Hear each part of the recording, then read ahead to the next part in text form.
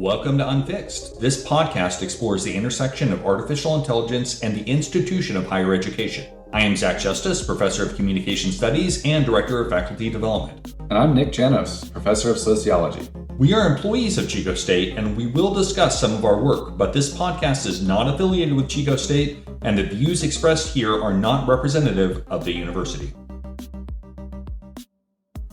Zach, how are you doing today? I am doing great. It's great to be back in Jamie's house, recording live. Yep, excellent. All right. This episode, we're going to be talking about AI policies and some of the challenges faculty and departments are having, trying to figure out what a policy is good for, why the fast pace of AI and how it moves and adapts and is becoming, ubiquitous in all its forms is making our AI policies obsolete and very difficult to implement. So in October 2024, that was a year ago now from when we're recording, Zach and I published a piece titled "Your AI Policy is Already Obsolete" in Inside Higher Ed. And in that piece, the main kind of point that we wanted to make that we saw that was a real problem is that as AI accelerated and as these companies put these tools and technologies into more and more software products and also even including hardware products, that this, what we call this sort of jagged integration, that is, you open up a browser, Google search, and AI is right there. You didn't go to a website, sign in and say, hey, I want to use ChatGPT. It's just there. And we thought and we argued in this piece that all the policies that we spent a year and a half trying to develop were now sort of obsolete when students just find these generative AI tools in everything they're doing. Yeah, almost every AI policy that we've seen imagines a world where a student opens a browser and navigates to OpenAI's website or ChatGPT. And this piece actually came out of the experience that we had. We were working on something else. But when we were doing that research and in the process, we realized this was already all around us. It was incorporated into Adobe. For me, what is the Apple equivalent? Apple had launched, or was getting ready to launch the Apple Intelligence, where they do have writing tools. So if you're writing an email to a professor or a student, they can hit the little writing tool and it'll actually clean it up or change the tone. And then personally, I use this thing called Papers, which is like a PDF management software. And all of that sudden, one day I updated it and it was like, here's your AI buddy. And I'm like, and it's asking me, how would you like me to summarize this article and help you understand what this PDF says? Yeah, and I remember going and Googling one of those things, just being like, is this a default part of the product now? And the first thing at the top of the page was a Gemini summary. And I was like, okay, this is... Even as somebody who's into exploring this, it's just omnipresent now, and it just made us reconsider what are these policies good for and what are they doing. And just to give credit where credit's due, we borrowed the jagged language. Ethan Mollick has been talking about a jagged frontier for AI models for about a year and a half, and we thought that was a useful metaphor to grab for the level of integration. And we're still seeing that jagged integration. Yeah, I'm going to take a dig here and say, especially at Apple, where it has been extremely jagged. That is true. Yeah, as we know, in the last 6-7 months, the Apple Intelligence fell apart. But there's another term actually that as we segue here that I thought was you recently introduced me to. There's something called the enforcement illusion. So this brings us back to the policy. Faculty want to be able to enforce rules and regulations about when and how AI should and can be used, or whether it can be used at all. So what's the enforcement illusion? Yeah, and again, credit where credit's due. This came out of a collaboration I did with Brett Christie from Alchemy Learning, but they sort of grabbed the enforcement illusion, I think from a paper that Danny Liu wrote, and it's the idea that we want to give students the sort of red light, green light for this is when it's okay to use AI and this is where it's not. And that, again, ignores the integration of the technology into the existing tool set, and it also imagines a world where we can dictate what they do and detect what it is that they do. So we sort of cosplay a world of enforced rules rather than living in a world that's constantly renegotiated. So that brings us to the sort of like policy disposition divide. Nik and I concluded the piece that we wrote for Inside Higher Ed with a call for faculty to start having a disposition towards AI or an ongoing conversation rather than a policy about do this and don't do that. And what that means is engage your students in a real-time conversation about appropriate usage, about AI literacy, have that be ongoing. And that's partially a philosophical choice, but it was partially a practical one just because enforcement is just not viable.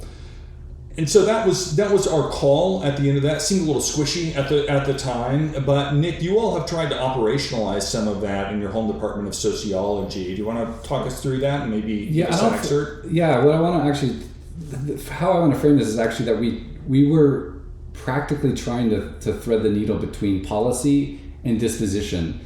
And I think this, I'm going to read this real quick, and I think it's a really instructive way to think about the struggles that actual departments, faculty, units have about how do we create the language and expectations for our students. So no way is this an endorsement that this is a good policy. In fact, we're going to revise it because I think it's reached the end of its life. It says the sociology department expects that students are invested in their education and take responsibility for their learning. That's sort of like a disposition, right? Assignments crafted by faculty are meant to not only document knowledge, but to build skills students will need in a post-academic environment. In this spirit, the sociology department maintains this policy regarding using text generated by ChatGPT, Google Gemini, or similar large language models, or other artificial intelligence software. Submitting such text as coursework constitute AI-assisted plagiarism and is prohibited. As per university policy on academic honesty, all work submitted should be your own. Faculty reserve the right to use AI detection software to find instances of AI-generated writing in student submissions. Additionally, be aware that this information derived from AI tools is often inaccurate or incomplete. Okay, it goes on. But this was coming from the world from November 2022 until fall of 2024. A world in which faculty, we discussed this and debated this in department meetings. We were split between those who thought this was impossible to actually carry out because of the enforcement illusion, and others who still thought it was good to signal to students that we constitute certain things as a violation, and other faculty who were saying, you know what, we're actually using these things in our teaching. So to me, it's a starting point to kind of think about, this was modeled after a bunch of other policies developed at other universities around the country, and I'm sure a lot of faculty have this in their syllabi. So where do we branch off from this? What is this? Not to say that this is, a bad statement per se, but it kind of gets us into moving towards that disposition. Yeah, no, I think it's a really excellent first step. And I honestly, I don't think that you in your home department give yourselves enough credit, right? Because you've been at the forefront of this from the start. Your department's lucky to have you, and you also have some other faculty that have been on board. So I know none of us ever feel like we're ahead in this space, but when I see the work that you all have done in comparison to the work that you see from other universities or other units, I really think it's a noble, good faith effort to try and move away from these clear-cut distinctions that we naturally gravitate toward. And we did want to acknowledge that. Nick, do you want to speak to a little bit about this deep desire that we have for clear, distinguishable rules? I understand why we want clear rules for our students. I mean, we kind of lost a world in which those boundaries between right and wrong and the ethics of taking other people's work and using your own were much easier to police, much easier to identify, and the detection tools were pretty easy to use. I could just copy it, paste it into Google, and say, oh, look, it's from that paper from 1953 or whatever. So I get that. But in this world of the jagged integration and the ubiquity of these things, even in the statement from sociology, it has major limitations in practice about how do you actually enforce this in a world in which AI is going to become indistinguishable from just using a computer. Yeah, I think that's well said, and it does explain the disposition of lots of people, not just our home university, but throughout the country and indeed the world, trying to get back to how is it that we can have these clear distinctions. Tell me what academic honesty means now, because it has to mean something concrete, but it's different. Yeah.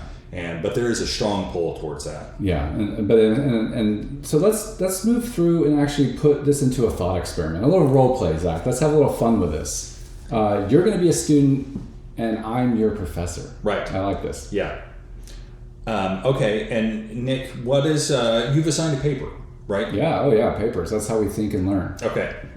All right. So, and Nick, what's your current, Professor Janis, what is your current AI policy in your class? Well, as it says in my syllabus, Zach, I've banned it. You cannot use AI in my class. Understood. So I can't use AI to write the paper. Absolutely not. Yeah. Okay, no problem. I have used ChatGPT some, and so I'll just use it to outline some of my thoughts and do some preliminary research, but I won't use it to write my paper.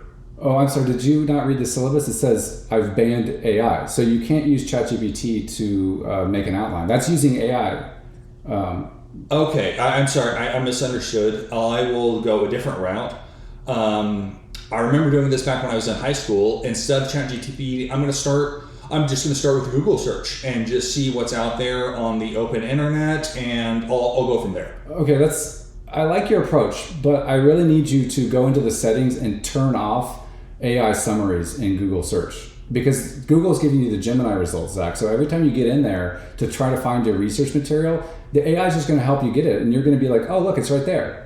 So I want you, before you start, go to your browser, or you can Google this too, learn how to turn off that feature. Okay, that sounds complicated and completely unrealistic, but I'm in so far. Let's keep going.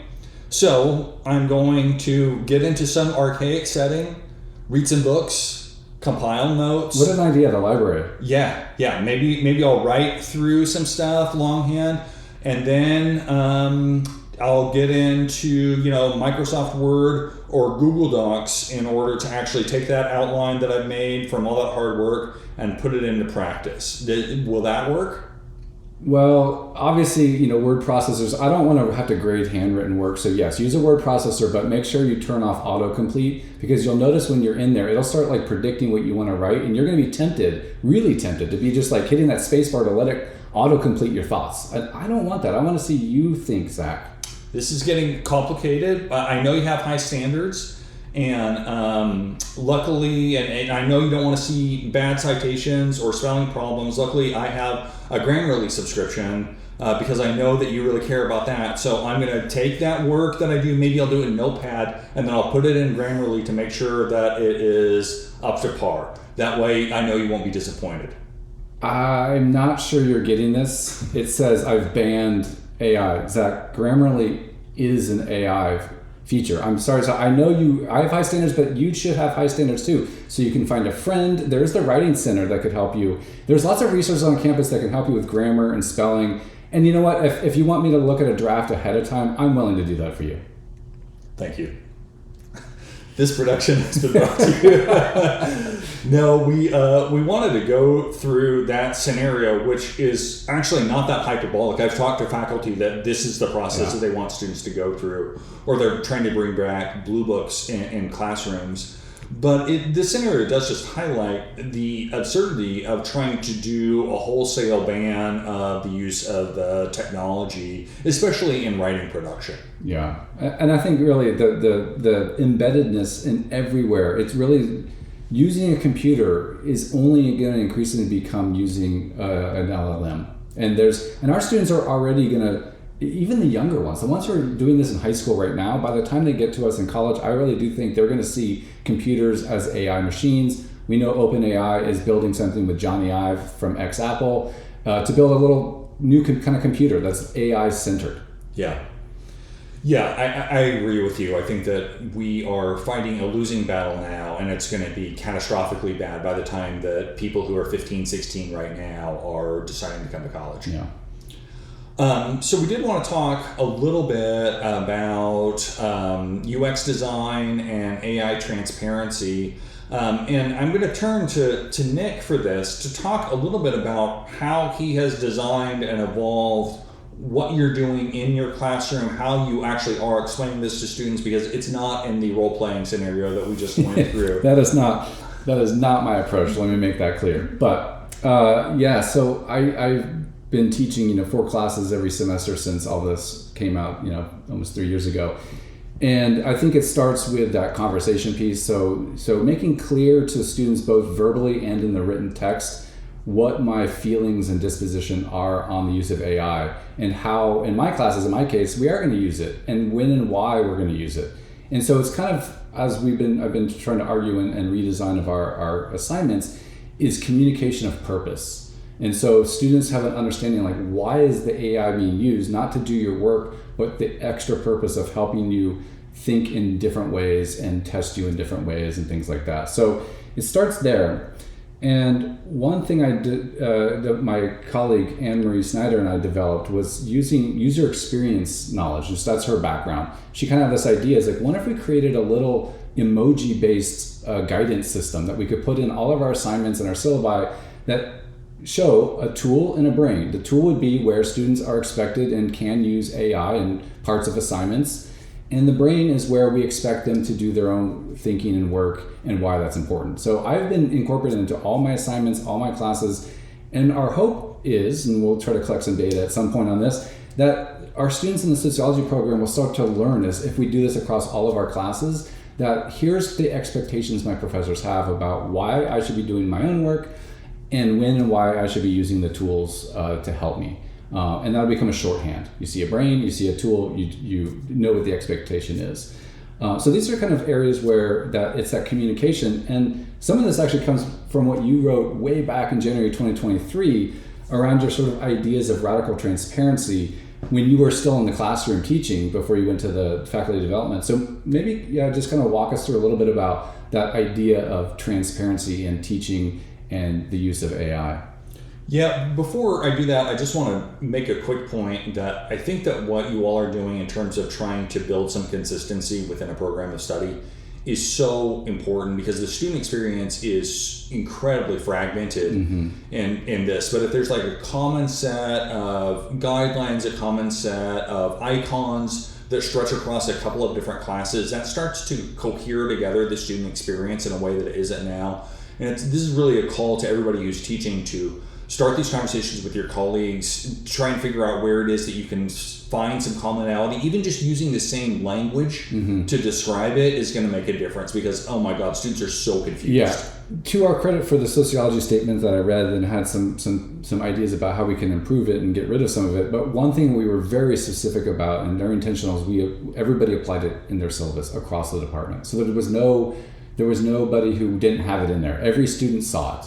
That's important. Sounds like the kind of Marxist top-down solution that I expect from a bunch of sociologists. So, Nick, yeah, you're right. When I was still in the classroom, we were both teaching. We took different approaches to the technology from the start, and part of that was intentional. We just wanted to try out some different things, figured out what would work and what didn't. And I really took what I called a perspective of radical transparency. So, on one of the first days of class, when I'm teaching this senior level writing class, I am showing them the tech. I open up a browser window on the projector in front of the class, opening up my ChatGPT account, entering in stuff from the class. We're watching it answer stuff in real time. We're talking about what that means for the kind of work that we're doing, the future, and then I'm just explaining to them, this is a brand new world, and I'm going to show you some stuff. And I'm not going to tell you can't do this. My request is, I want you to tell me how you're using this, because I want to learn alongside you and learn, when is this useful, when is this appropriate. And part of that was a position of privilege. I was already a full professor at the time, so I could take chances. I could tell people, let's do this, not do that. Let's take a semester. Maybe the evals are terrible, but I will have learned something along the way. And not everybody's in that position.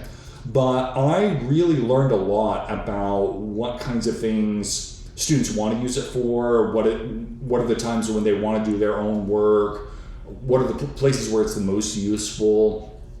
So especially if you're kind of like need to start from scratch, I think radical transparency, showing your students stuff and asking them to share with you is a great way to just get started if you're starting from nothing. Absolutely. So even all these years later, I do a lot of teaching with AI integrated into assignments, not all of them. But one of the things I always include in their written reflection part is a statement about what they thought of using AI in the assignment. And I've been collecting that feedback for years now. And it's really illuminating. So I recommend just asking your students and finding either through that or inside a classroom, talking to them, getting that rapport, but even something as simple as just asking that as part of your prompt that you want them to give you back can really be useful to learn all the amazing ways that they're using it already that I hadn't thought of. Yeah.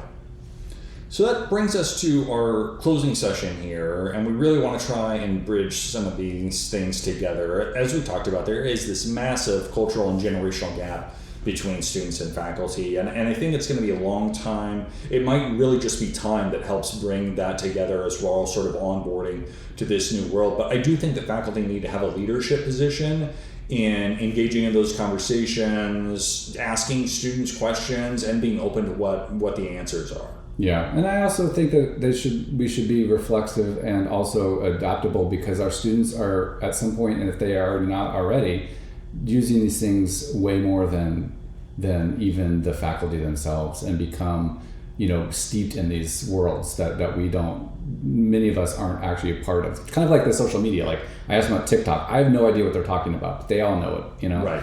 Okay, so I'm old.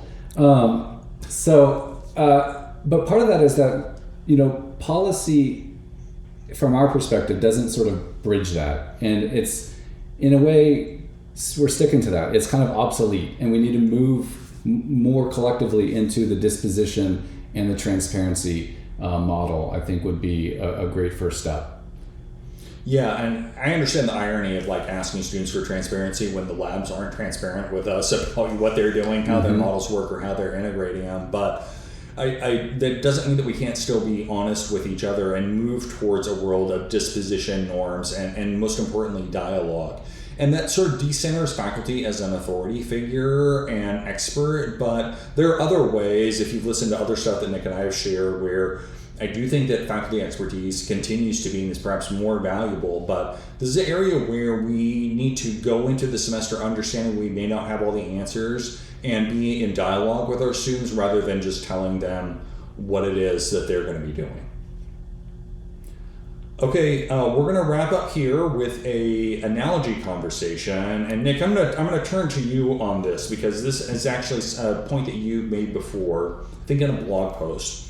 You have talked about AI as infrastructure, and I think you even drew parallels to specific pieces of technology like electricity, the internet, and computers, and that in the future we may think about AI as just another piece of everyday integrated technology. Mm-hmm. So I want you to both sort of tell me why that might be a bad analogy, some shortcomings with it, and also why you've gravitated towards that perspective. Yeah, well, so why it might be a bad analogy? Well, I think one thing that's currently, just like smartphones and things like generative AI, they're products. And so products can become a sort of infrastructure, but the wires that are connected to every building in America and the plumbing, these are fundamental infrastructures that are not products. These are just required. You can't build a house without them, literally, right? And so I think that AI, like a smartphone, is still in the sort of product consumerist space, and the companies are really trying to market that. They haven't figured out the business model yet. But why I think this is possible is that computers, like with the internet, because the internet has become an infrastructure. It started as sort of a product. I remember when we first got it, and it was amazing. My dad, plugged our computer in, and we had this new AOL thing, and it was like an experience. But now it's just there is no computer without the internet. So the computers are still kind of products. We buy them for various, consumerist kind of reasons. But you don't really use a computer without the internet at this point, because it is the infrastructure, just like you have a house without electricity. Now, that's where I think that the AI, if it is on the trajectory that it is going, is moving towards a world in which it becomes not only the computer, but the underlying sort of infrastructure of the internet itself. So I think that's what's my analogy, where I think it has the potential for all the good and bad reasons. I'm not endorsing this per se. I'm just trying to sort of think through what would our world look like when it does become an infrastructure and not just a product. What do you think? I'm inclined towards thinking that it is a good analogy in relation to the internet, that then it's just built in sort of table stakes as part of knowledge creation experience. I do think there might be some shortcomings of that, because the labor market disruption is so much different than it was in other spaces. I mean, or maybe that's something that we'll just see play out with time. So I think there are limits to the analogy, but I do think that as we're sort of making this up as we go, it's the best one that I've heard. Yeah. Well, the woodcutters are a dwindling number of people as electricity, eventually put them out of business. But yeah, I think you're right. That, it's something I play with because I don't think we're there, but it's something that it's just an analogy I like to kind of like think through and has its usefulness. And that was your bad analogy.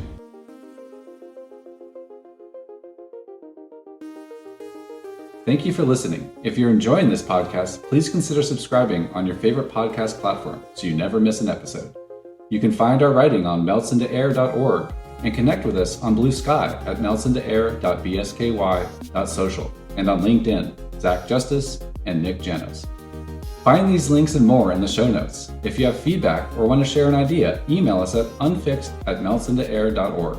Thank you to Jamie Gunderson for producing and editing the show.